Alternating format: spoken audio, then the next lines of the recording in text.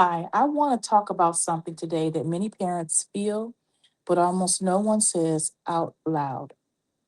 You love your child, you will lay down your life for them, but if you're honest, you don't like who they become.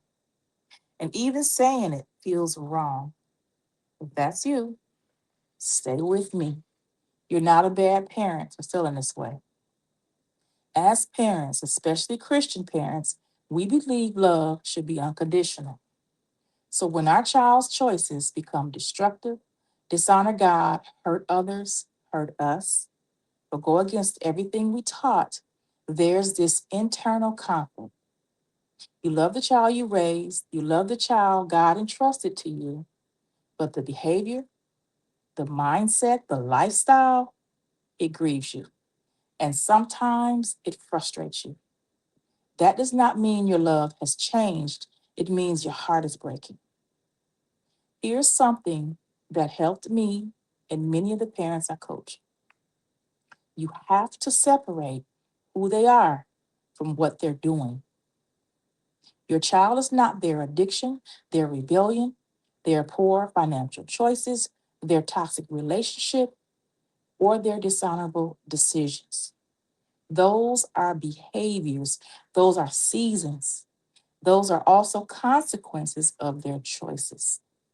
But identity belongs to God. When the prodigal son left in Luke 15, he didn't stop being a son. He was still a son, even in the pig pen. Your child is still your child, even in their mess.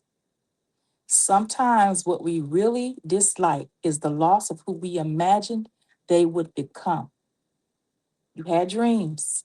You saw graduation photos, wedding days, stability, faith, legacy. Instead, you're managing crisis calls and prayer journals. That grief is real. And grief can look like frustration, can look like anger or disappointment, but underneath it is sorrow. It's okay to grieve the version of the future you thought you'd have. Grief does not cancel the love. You can love your child deeply without approving of their choices. That's not hypocrisy, it's maturity. Jesus loved sinners without approving of their sin. Love says, I'm here, I'm praying, I'm not abandoning you. But love also says, I can't support what's destroying you. That's where boundaries live. And boundaries are not rejection, they're protection for you and for them. If you've been carrying shame because you thought, I don't even recognize my child anymore, I want you to release that. You're allowed to feel disappointed. You're allowed to be heartbroken. You're allowed to struggle with what you're seeing. What matters is this: you keep loving, you keep praying, and you keep standing. And you refuse to let behavior define identity.